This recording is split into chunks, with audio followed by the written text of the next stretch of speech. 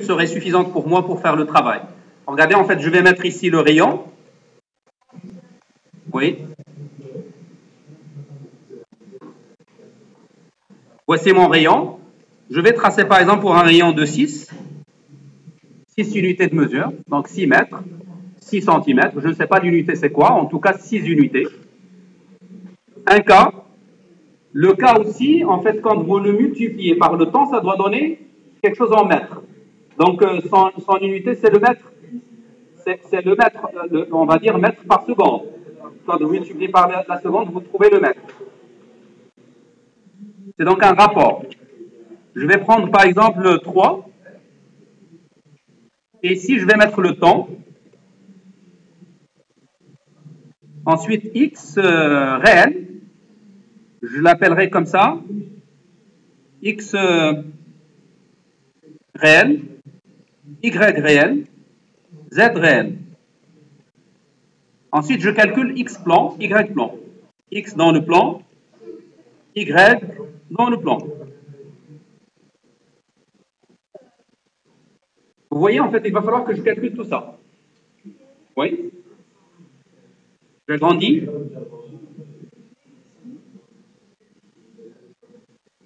Alors, regardez bien. Je vais donc essayer de simuler pour un tour.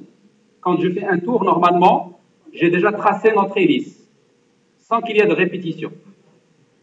Alors, pour faire un tour, il va falloir que T atteigne 2 pi. C'est ça qui va m'indiquer que j'ai fait un tour. On va faire que Z atteindra 3 fois 2 pi, ça fait 6 fois pi. C'est clair? Donc, il va falloir que je simule pour un temps allant de 0 jusqu'à 2 pi. C'est ça la période. C'est clair? Puisqu'on a mis une amplitude égale à une pulsation égale à 1, la période c'est 2 pi. Regardez, en fait, je vais mettre ici 0. Je vais simuler à 1 dixième. Ça ne me fait pas beaucoup de points. Si vous voulez avoir quelque chose de plus précis, vous pouvez mettre moins que 1 dixième. Et je vais donc déplacer jusqu'à ce que je constate 6,28. On ira jusqu'à 6,3.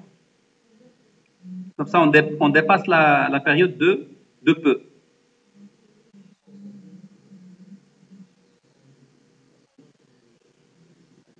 C'est bon? 6,3. Normalement, 2 fois pi, c'est 6,28 et quelques. Donc, je l'ai dépassé légèrement. Ça me fait quelques points. Donc, je ne sais pas combien de points. On va aller de 5 jusqu'à 65, 68. Donc, ça fait 63, 64 points. Alors maintenant, par quoi je vais calculer ici? Je calcule par les formules que vous voyez là. Ça, c'est les formules dans le plan réel, dans l'espace réel. C'est clair? Je calcule X, que j'ai appelé XR, YR, ZR. Je les calcule par ces formules. Donc, j'ai bien les formules. J'ai bien l'axe du temps, le rayon, j'ai le cas, je pourrais calculer. Alors, c'est ce que je vais faire. Oui, on va nommer. Donc, celui-là, je l'appellerai rayon. Donc, j'irai vers formule et je vais nommer ceci par rayon. L'autre, je l'appelle K. C'est donc ce qui traduit un peu la pente pour l'hélice, ou le pas de la pente, le pas de l'hélice. Alors, c'est celui-là que je dois nommer. Je l'appellerai K.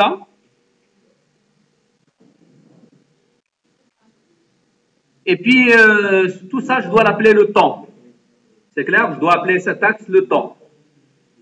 Ici, je n'ai pas appelé le temps précédent. Vous savez pourquoi? Parce que quand j'ai fait le calcul, je n'ai pas calculé une valeur par rapport à la précédente. J'ai donc essayé de mettre directement de 0, 0,1, 0,2, etc. C'est clair? Je n'ai pas calculé avec le pas.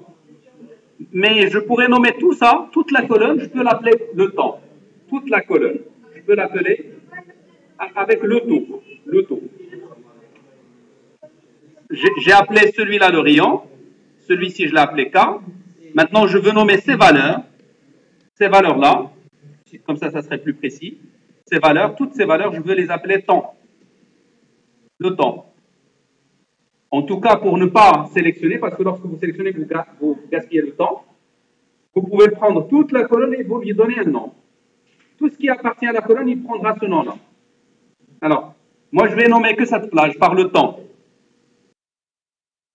Je vais être nouveau et j'appellerai donc la plage le temps. Je vais retirer le S, le temps sans S. Ici, par contre, il faut laisser les dollars. Oui. Regardez maintenant si je viens là et je mets égal le temps. Ici, par exemple. Je suis là et je dis, je mets une formule, je dis égal le temps. Qu'est-ce que ça va me donner? Ben, ça va faire la projection sur l'axe. Ça fait comme si j'ai nommé un axe. Et ça va donner la valeur. On va essayer. Par exemple, lorsque je mets ici égal temps. Regardez, il m'a donné la valeur qui est en face. Si je viens là et je mets aussi égal le temps. C'est le nom que j'ai donné à la plage. Mais c'est une plage absolue. Regardez, il me donne la valeur qui est en face. Et justement, c'est avec quoi on veut travailler dans les formules. Donc, quel que soit l'endroit où vous êtes, si vous mettez égal le temps, c'est comme si vous dites à Excel, vous allez chercher la plage temps, et vous allez aller vers la ligne jusqu'à ce que vous la trouvez. Ou bien, s'il est disposé horizontalement, vous allez aller par la colonne jusqu'à ce que vous la touchez et vous me donnez la valeur. C'est clair? C'est une projection, comme si on a fait une projection. Alors, regardez, je suis capable maintenant de calculer XR. Je la calculerai par quoi? Par F3 pour faire sortir le rayon, multiplié par cosinus. Cosinus quoi? Le temps. Et je vous ai montré qu'est-ce que ça va donner le temps. Quand vous le mettez n'importe où, ça va donner la valeur qui est en face. Donc je mettrai multiplié par F3 le temps. Comment? Parce qu'il est fixe, donc on ira chercher la plage et on fait l'intersection. Si on est sur une ligne, s'il est en face, on ira le long de la ligne jusqu'à ce qu'on la touche. S'il est horizontal, on ira sur la colonne jusqu'à ce qu'on la touche. Et ça retourne la valeur. Ça doit donner 6, bien sûr. Puisque t égale 0, cosinus 0 c'est 1, et donc ça va donner le rayon, initialement. L'autre, par quoi je vais la calculer? La même formule, sauf que je change cosinus par sinus. Je change cosinus par sinus, ça doit donner 0. Et puis la dernière, je la calcule par K, le coefficient K, multiplié par le temps. Ça va donner 0 aussi.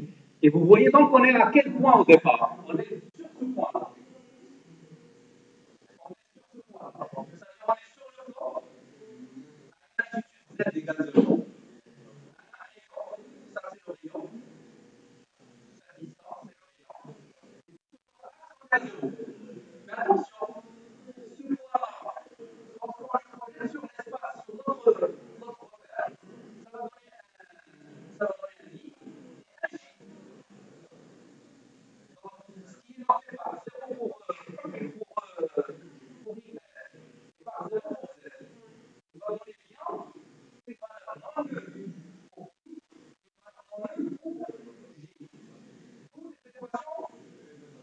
Ce passage. Donc, ce qu'on a calculé maintenant, c'est sur l'espace réel. Il va falloir que je le transmette, que je le transforme par la matrice de passage dans le repère de D. C'est le repère du dessin. C'est là où je vais faire le dessin. Ben, regardez, je calcule XP, qui me donne la formule de XP. C'est moins cosinus pi sur 2 fois 10, plus cosinus pi sur 6. Donc, lorsque je projette, lorsque je peux calculer sur I, le Z n'intervient pas. C'est clair? Le Z n'intervient pas lorsque je projette sur I. C'est tout à fait normal parce que I est perpendiculaire à J. Donc, les individus ne comptent pas sur I. Mais ils comptent sur I, vont contribuer sur J. Alors, allons-y, on va calculer. On va mettre égal. Non, non, non, on ne va pas entrer la matrice. On va directement remplacer. On va mettre égal. Pour ne pas calculer cosinus pi sur 6 deux fois, on va factoriser par cosinus pi sur 6. Donc, on va mettre égal cosinus pi sur 6. Pi sur 6, on pourrait aussi l'éviter en mettant racine de 3 sur 2. On pourrait aussi calculer par racine de 3 sur 2. En tout cas, ça serait valable aussi. Cosinus pi sur 6, facteur multiplié par, on va le trouver à l'intérieur, multiplié par moins x. C'est clair? X, c'est celui-là. Moins xr. Plus y. Plus 0, bien sûr, plus 0, on ne va pas le mettre. Voilà, j'ai calculé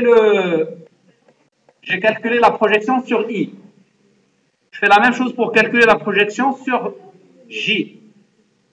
Ce que j'ai appelé XI, XP et YP, P, ce sont les projections dans IJ. Alors, je calcule par YP, ça va être. On factorise aussi par sinus pi. Ici, on peut factoriser par moins sinus pi sur 6. Donc, je mets moins sinus pi sur 6 multiplié par, entre parenthèses, XR plus YR, je ferme la parenthèse, plus Z. J'ai trouvé donc les projections. Alors, vous savez maintenant qu'est-ce que je vais faire? Je vais tout sélectionner de cette manière et je vais double-cliquer.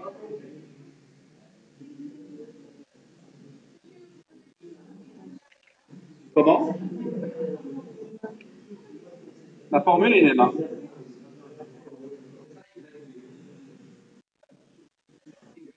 Moins sinus pi sur 6 fois x, moins sinus pi sur 6 fois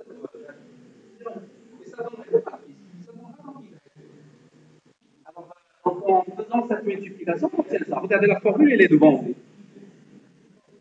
Voici la formule. Ici, par contre, j'ai travaillé avec les références Excel. Mais si j'avais nommé mes plages, comme ce que j'ai fait pour le temps, si j'avais nommé, j'aurais dû mettre XR, YR, ZR. Vous voulez qu'on le fasse? En réalité, j'aurais dû prendre cette plage et la nommer jusqu'en bas. Je vais la nommer par XR. Je l'appellerai, en fait, il a pris le nom de l'entête, XR. Je valide. Je ferai la même chose ici.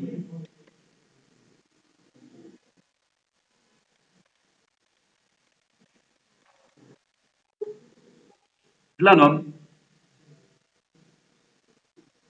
Nouveau, ça va prendre YR. Et puis la dernière aussi.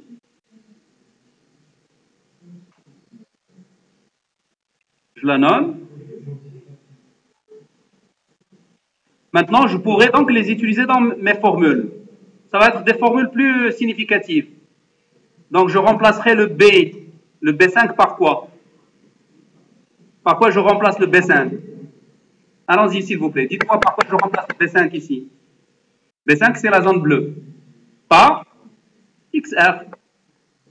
C'est clair, par le X pour le plan réel. XR. Et C5 par YR. Je valide. Vous voyez que le résultat n'a pas changé. Ici aussi, la même chose. B5, je le remplace par XR. C5 par YR. Et puis D5 par ZR. Le résultat n'a pas changé. Ici, on a travaillé avec les plages nommées. Voici la formule, voici la première. Mais attention, j'ai changé. J'ai retiré les références Excel, je les ai remplacées par les noms des plages.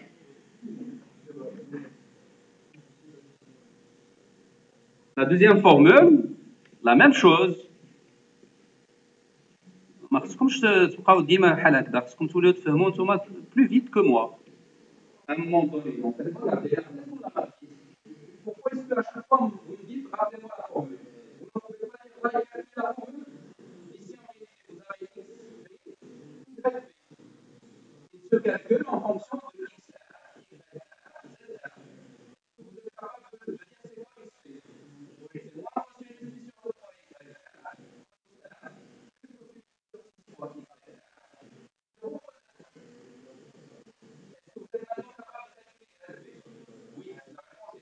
Donc, il ne faut pas poser la question.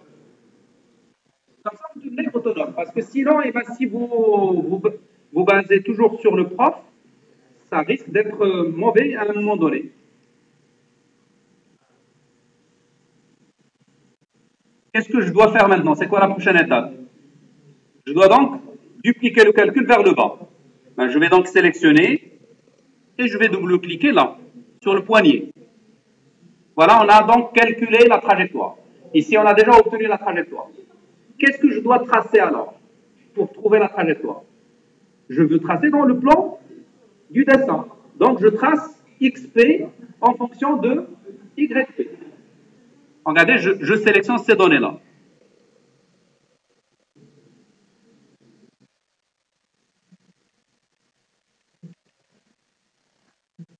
Et je trace. Pour tracer, bien sûr, Y en fonction de X, je passe par insertion, nuage de points.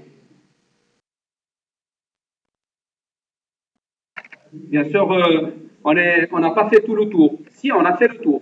On l'a fait. On l'a fait parce que c'est sur la même verticale. Si vous prenez la verticale, cela donc signifie qu'on a fait un tour. C'est clair? Si on voudrait que ça fait encore un autre pli, il va falloir qu'on s'arrête à quel niveau? À 4 plis. Ça veut dire à 12,56 à peu près. Regardez, on va y aller. S'il vous plaît. Je vais donc prendre ces deux dernières valeurs et je vais donc les descendre jusqu'à ce que j'aurai atteint 6, 50, 12,56 à peu près. Voilà. C'est clair? Ensuite, que dois-je faire encore? Je dois prendre les dernières valeurs, les derniers résultats. Je dois faire un double clic. Là, je suis en train donc de faire descendre les résultats vers le bas. Vous savez en fait qu'est-ce qui nous a fait défaut ici? À votre avis? Pourquoi on a eu ici des erreurs? Oui, exactement, les plages. Parce que les plages qu'on a nommées, on les a arrêtées bien avant. Donc il va falloir les recalculer. Donc j'irai changer les plages. Je dois aller jusqu'à où dans mes plages? Je dois descendre jusqu'à la ligne numéro 131. Donc on doit revenir vers les plages et les étendre. Vous voyez en fait l'inconvénient des plages. En tout cas, on va revenir les changer. Je dois changer toutes les plages, sans exception. Je dois mettre modifié, on a dit jusqu'à 100. La valeur la plus grande, c'est 100. 131. OK. Je fais la même chose pour Y. Modifier. 131. Je fais la même chose pour Z. 131. Et maintenant, plus aucun problème. Si.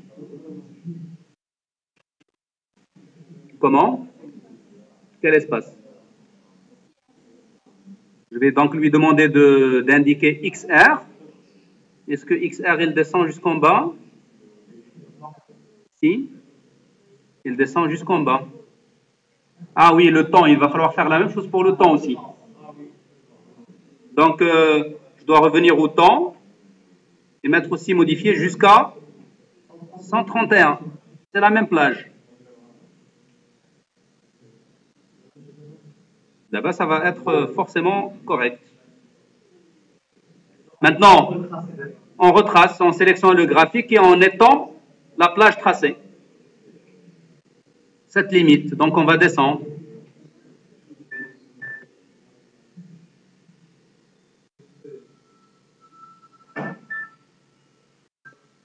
Voilà, qui est fait.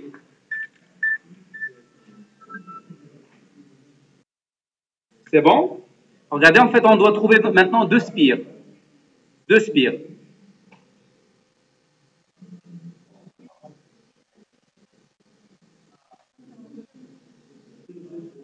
Deux spires, donc on a fait deux tours. C'est clair?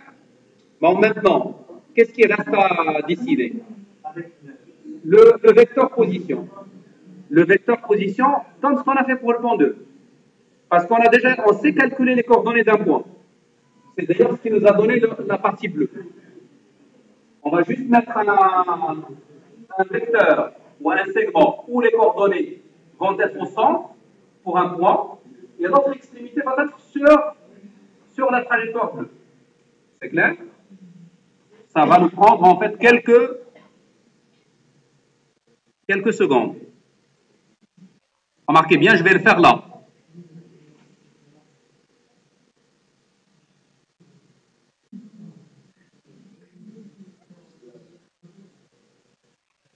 Je vais insérer des lignes ici.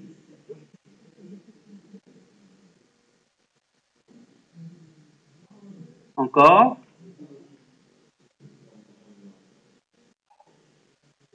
Encore. Et puis ça va.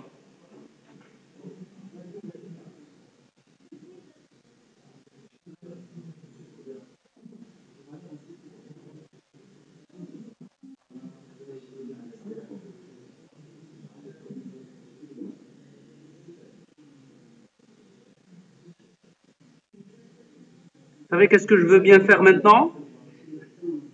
Voilà ce que je vais faire. Remarquez bien, s'il vous plaît. Je vais calculer ici Y du point M. C'est le point qui est situé sur le vecteur position, sur l'extrémité du vecteur position. Je mettrai ça en X.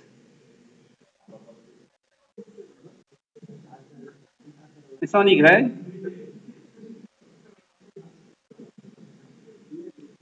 Si je le calcule pour un temps donné.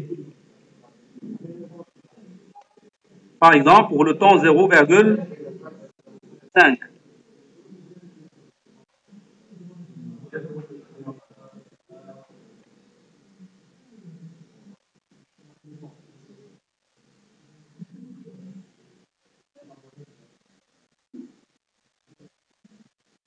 Bon, pour le temps 5.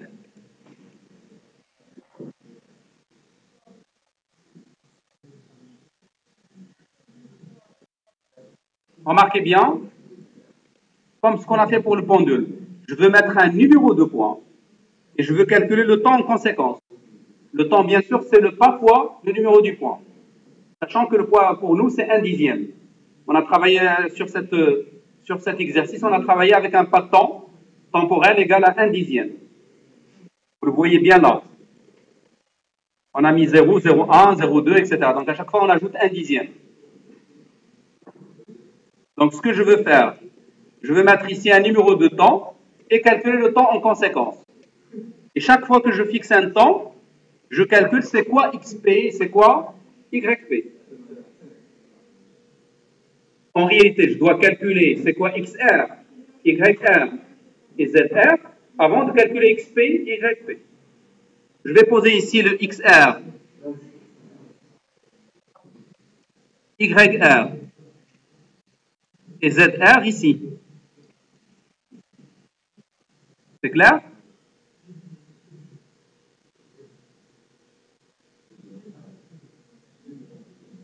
Je les pose ici.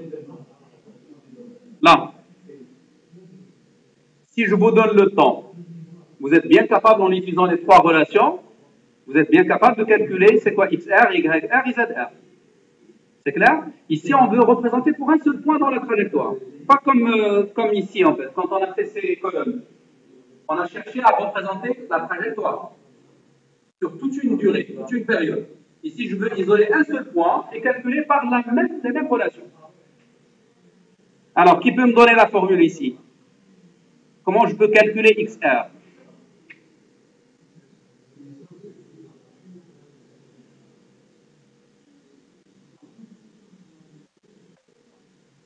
Nous avons une trajectoire équitable. Chaque point, on va le visiter à un moment donné. Je peux tracer ça sur ce segment. Le segment qui va jusqu'à l'origine et jusqu'au point qui se trouve sur la trajectoire. Pour le point qui va à l'origine, c'est coordonné, c'est 0, 0.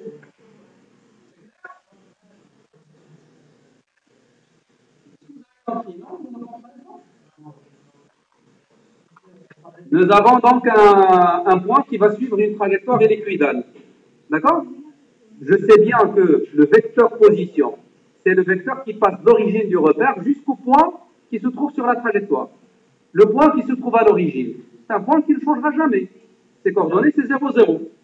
Ce point-là, parfois je vais calculer ses coordonnées sachant le moment temps, sachant le temps par ces mêmes relations, par ces équations. Et le temps, c'est celui-là pour nous. Donc on est capable de calculer XR, YR, ZR par les relations parallèles. On va donc les appliquer. Donc on va mettre, oui, quel 5 voilà, le temps est une grandeur réelle. Ces valeurs successives, c'est 0, 0,1, 0,2, 0,3, etc. On a déjà parlé la dernière fois, on a dit qu'on pourrait donc imaginer une bijection associée entre un intervalle dans N et un intervalle dans R.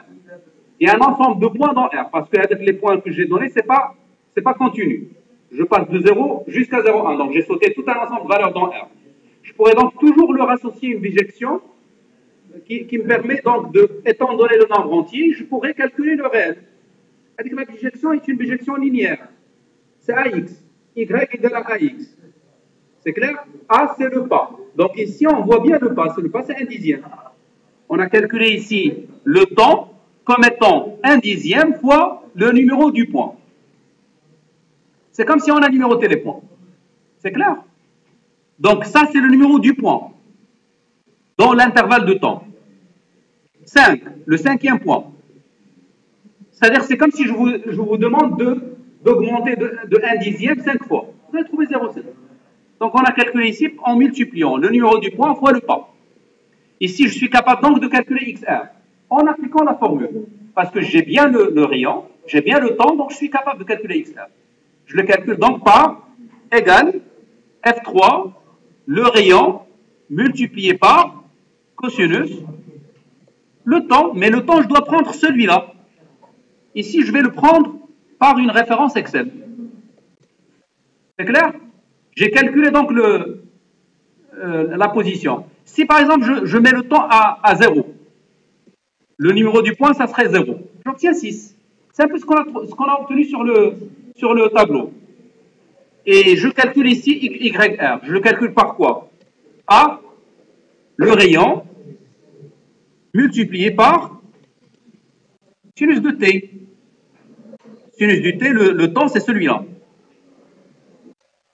Je trouverai bien sûr 0.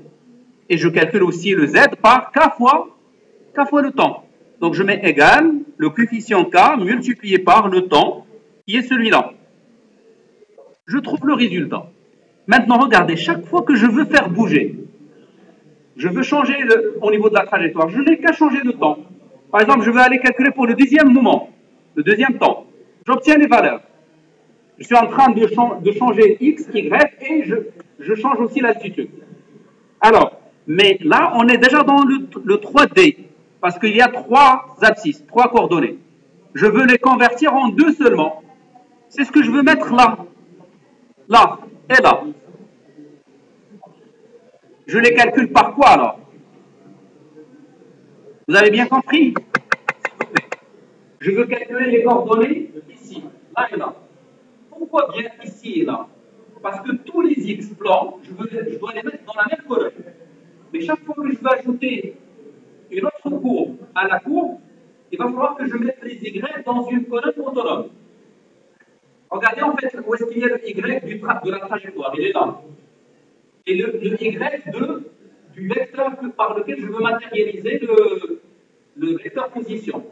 C'est d'ailleurs celui-là qui va bouger. Je dois donc le mettre juste après. C'est ce que j'ai mis là. Vous voyez? Mais je dois mettre les x en face des y. Donc le x pour le vecteur position, pour l'extrémité du vecteur position, je dois le mettre ici et le y ici. Alors je les calcule par la matrice. Donc la même formule que ce que j'avais utilisé tout à l'heure. Allons-y, je vais donc le faire égal Vous allez m'aider à faire le calcul. Donc, on a dit égal cosinus pi sur 6 multiplié par x moins y. Regardez avec quel x et quel y je travaille. Ce que j'ai calculé pour le temps choisi, pour le temps que j'ai choisi. C'est tout pour le xp, pour la projection dans le vecteur i. Je calcule donc le y ici, la projection sur j. Je la calculerai par égal moins sinus pi sur 6 multiplié par xr plus yr. Sans oublier plus z plus zr. Regardez. Moins sinus fois x, moins sinus fois y, plus z. Hein? Où ça?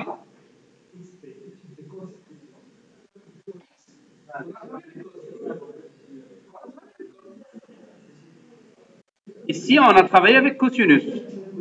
Ici, on a travaillé avec sinus. On regarde la matrice. Donc, c'est ce qu'on a fait. Mais maintenant, regardez, pour tracer, pour ajouter le vecteur position, qu'est-ce qu'il faut faire? Il faut juste prendre la courbe, il faut l'étendre pour qu'il couvre les points qu'on a en haut. Comme ça. Mais regardez, si je descends, je vais voir le vecteur. Il y a un petit problème au niveau du vecteur. Normalement, il va falloir qu'il aille jusqu'à ce point-là. Jusqu'à ce point-là. C'est clair? Donc, il y a un petit problème là. Je ne sais pas c'est dû à quoi. Est-ce qu'on a trouvé les mêmes valeurs? Pour XP,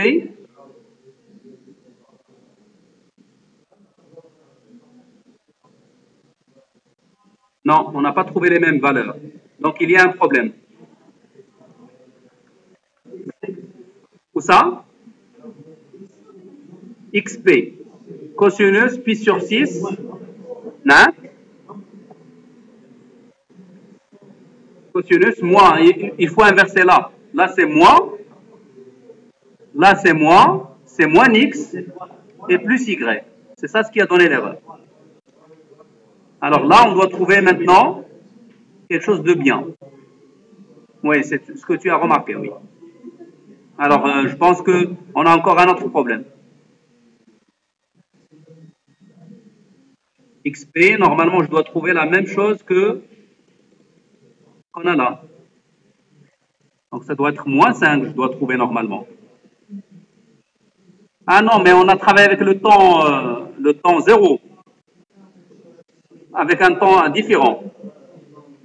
Voilà, maintenant c'est correct. Vous pouvez bien le voir au début.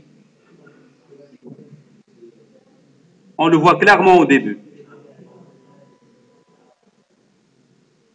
Je vais réduire, comme ça vous pouvez voir la totalité. Regardez maintenant, si je change le temps, si j'irai par exemple au temps suivant, vous allez voir le segment qui va bouger.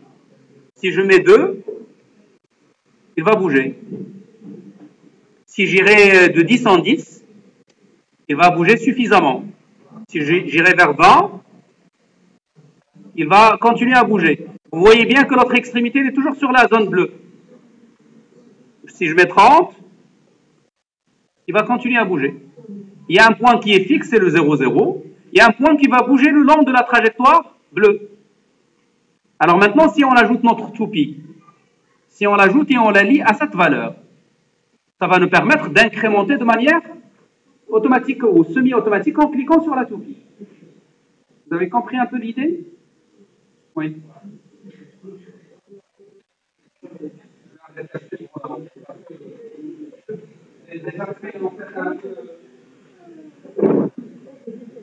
Si on arrive à tracer que la trajectoire, c'est bien. Si on arrive à tracer que la trajectoire, c'est parfait.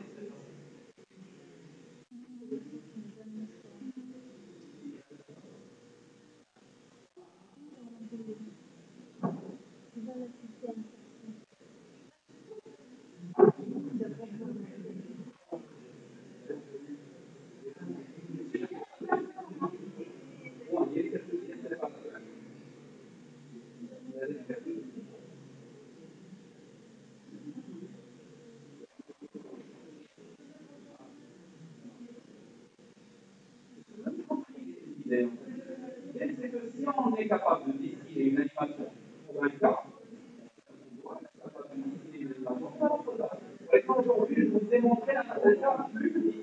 Pourquoi? Parce que la dernière fois, quand on a travaillé sur le pendule, le pendule, c'est ce qu'on appelle des problèmes blancs. Le pendule, il bouge toujours sur le même plan. Ici, on est passé vers un plan 3D, vers un problème 3D, pas un problème 2D. Donc, pour pouvoir le représenter, il va falloir projeter. Vous trouvez la limite de passage de l'espace réel qui est 3D vers l'espace du dessin qui est 2D. C'est clair? Si on n'arrive pas à trouver ce passage-là, on ne pourrait pas le décider. Oui. Y,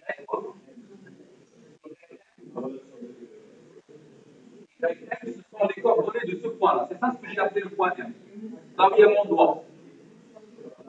C'est votre extrémité du vecteur position. Puisque cette particule, regarde, quand j'ai dit soit une particule, M, avec le M, voit l'extrémité du segment rouge. D'accord? Ces équations, c'est ce qu'on a donné au tableau. Donc, si tu veux trouver les coordonnées de ce point, tu utilises un peu les équations. Il te faut juste la valeur du temps. Si tu veux le temps,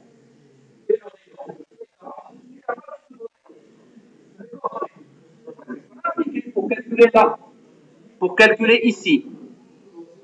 Ça, c'est le temps. Ça, c'est le rayon fois cosinus le temps. Le rayon fois sinus le temps. K fois le temps. Mais regarde, là, on est en face de trois valeurs. C'est les projections dans un repère 3D. Moi, je veux les transformer, s'il vous plaît.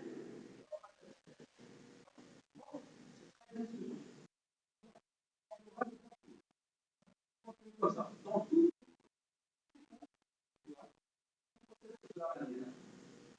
c'est parfait.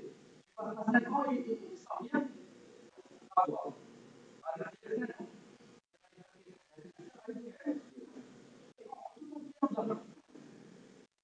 La catastrophe. Quelqu'un qui fait de l'argent, il vient pour se moquer du pour faire le clown dans la classe. C'est pas le bon choix.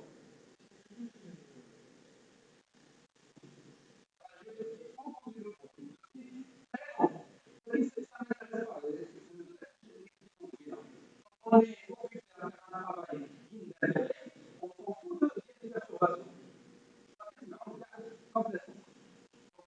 Elle ne veut pas faire son travail. Elle ne veut faire son travail, on s'en fout pour celui qui ne veut pas le suivre. C'est la concentration. Si vous avez la motivation aussi, il faut pas l'intérêt d'agir chez les autres. Alors, ça va vous servir par la suite. Quand il touche le mal,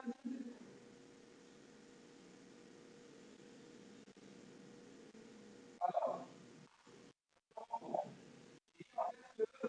nous avons réussi à définir une trajectoire. C'est une trajectoire avec une trajectoire au gauche. Il n'est pas le droit. Dans l'espace. Jamais trouvé ici le droit. À chaque fois que vous changez l'éloignement depuis le centre. C'est-à-dire qu'on y va à côté. C'est tout à fait normal. On a l'espace aller, on a le aller, c'est marqué une trajectoire 3D. Voici un exemple. Comme ça, si vous voulez simuler notre phénomène, et que par définition, quand des phénomènes 3D, vous êtes capable de les faire. On a touché donc la notion de la vue en bas. C'est la notion de passage. Matrice de passage. C'est un domaine d'application. Donc, ça doit vous motiver.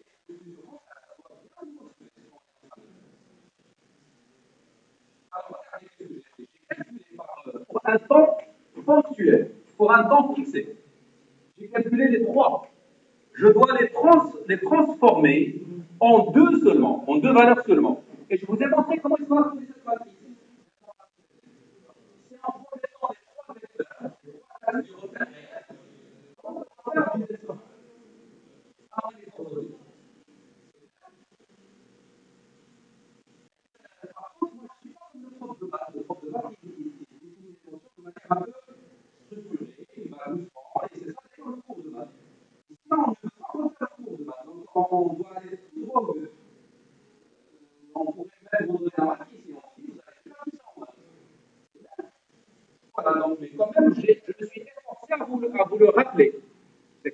bon, à ma manière, qui est la manière d'un informaticien, c'est pas la manière d'un mathématicien. Mais quand même, le résultat, il est là. Alors maintenant, si je voudrais, en fait, et on a bien transformé ces trois valeurs en deux seulement. Lesquelles? Voici la première et voici la seconde. Voici la première et voici la seconde. Mais attention, vous devez retenir une chose aussi, pourquoi je les ai mis là et pas ailleurs. Pourquoi bien ici? Regardez bien les X. Je les ai toutes placées sur la même colonne.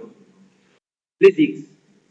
Tous les X. Parce que là, j'ai tracé combien de courbes? Il y a la courbe rouge et la courbe bleue. Vous voyez bien, il y a deux courbes. J'ai mis leur X dans la même colonne. Mais pour chaque courbe, j'ai mis les Y dans une colonne séparée. Regardez, ça, c'est les Y de la courbe bleue. Ça, c'est les Y de la courbe rouge. Et la courbe rouge est un segment, donc il n'y a que deux Y, deux valeurs. C'est le 0 et celle qui est en dessous. 0, 0. Donc vous voyez bien pour la courbe rouge, vous avez 0, 0. C'est les coordonnées de ce point, celui-là. Et vous avez cette valeur. Et celle-là, ce sont les coordonnées de ce point. C'est clair, donc vous devez bien retenir ça. Alors, comment est-ce qu'on a calculé ces coordonnées? On les a calculées en multipliant par la matrice. Regardez, en fait, vous les voyez bien ici. Regardez, comment est-ce qu'on a calculé là? C'est cosinus pi sur 6. Cosinus pi sur 6, facteur de moins xr, quand je dis r, c'est-à-dire réel. Moins xr plus yr. Où sont mon xr et mon yr? Ils sont là. C'est ça xr, c'est ça yr. Le z, il ne participe pas dans la projection sur i, parce qu'il est perpendiculaire à i. Comme vous le voyez là. Regardez ça.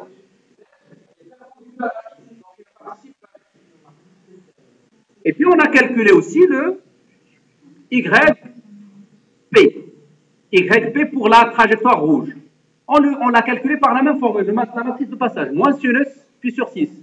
Vous le voyez bien, moins sinus pi sur 6, facteur de XR plus YR plus ZR. C'est clair? Moins sinus. C'est clair? Alors maintenant, comment on va le faire bouger? Pour le faire bouger, je dois faire quoi? Je dois changer uniquement cette valeur. C'est comme si je suis en train de dire que toute l'animation, c'est l'affaire d'un seul changement. C'est changer de temps. C'est vrai. Quand il y a quelque chose qui bouge, lorsque vous variez le temps, ça va bouger. Donc il faut changer que le temps. Regardez, en fait, on est à 30. Si je passe à 40, ben, qu'est-ce qui va changer dans la partie rouge? L'extrémité M. Vous voyez, il est en train de ne pas lâcher la courbe bleue, puisque la courbe bleue elle-même a été calculée par la même démarche, sauf pour un intervalle de temps, pas pour un seul point. C'est clair? Maintenant, j'ai besoin juste d'une toupie, j'ajouterai une toupie et ça marche. Regardez, je vais ajouter la toupie rapidement. Ça va me faire une minute. Regardez, voici la toupie. Je vais la brancher à quelle valeur? À celle-là. C'est la valeur I3. La valeur I3. Alors, mais j'ai besoin de savoir sa limite. Ça doit aller jusqu'à quelle valeur finale? Jusqu'ici. Pour avoir la valeur finale, c'est celle-là. Donc, 126. 126. Parce qu'il faut diviser par 0,1. C'est-à-dire qu'il faut multiplier par 10. Donc, je dois lui fixer comme plage 0 jusqu'à 126. Qu'est-ce que je vais faire? Regardez, je vais aller vers ma toupie. Je vais aller vers ses propriétés. Je vais définir c'est quoi la cellule de liaison. On a dit c'est I3. C'est quoi la valeur maximale? 126. Et puis c'est fini. Maintenant, il faudrait juste désactiver le mode création. Et puis vous allez voir que ça va bouger. Et vous voyez, en fait, il fait un mouvement sur un cône. Si vous regardez bien, si vous imaginez un peu le mouvement, c'est un mouvement sur un cône. Pourquoi? Parce que le premier point, il est au centre du cylindre. Et l'autre, il est sur le cylindre. C'est-à-dire, si on annule K, si on met K égale 0, si on met K égale 0, c'est-à-dire il n'y a pas d'altitude, ben, on va donc décrire un cercle. C'est clair? On va revenir au plan. C'est comme si on dit, on va annuler si je mets 0 ici, regardez, tout va se transformer en un cercle. C'est clair? Si on met une petite altitude seulement, ben, le cercle il va se lever vers le haut. Donc il y a en bas un point et un cercle. Forcément, donc la trajectoire est une trajectoire conique pour la partie rouge. Regardez ici, si on fait le mouvement, ça va être un mouvement sur le cercle. C'est-à-dire l'aiguille d'une montre. C'est clair, lorsqu'on annule K, on est en train de bouger comme l'aiguille d'une montre. Si vous remettez K à une valeur, par exemple 2, ici en réalité, c'est comme si vous avez pris les spires et vous les avez condensés. Quand K augmente, donc vous avez un pas qui est grand. Quand K petit, vous condensez un peu les spires. En réalité, vous pouvez bien le voir pour 0,5 par exemple. 0,5. Constatez bien ce qui va avoir lieu. Les spires, ils sont plus aplatis. Et puis, en fait, maintenant, on pourrait bien faire le mouvement. Dans un sens comme dans l'autre. Ici, je reviens dans l'autre sens. Voilà, et on arrête à ce niveau-là. Vous voyez? Ici, c'est une spirale dessinée selon le dessin d'une perspective isométrique. C'est ce qu'on a choisi au départ parce que les trois axes, ils ont 120 degrés entre chaque axe. On les appelle perspectives isométriques. Voilà. Donc à ce niveau-là, on va arrêter notre démonstration.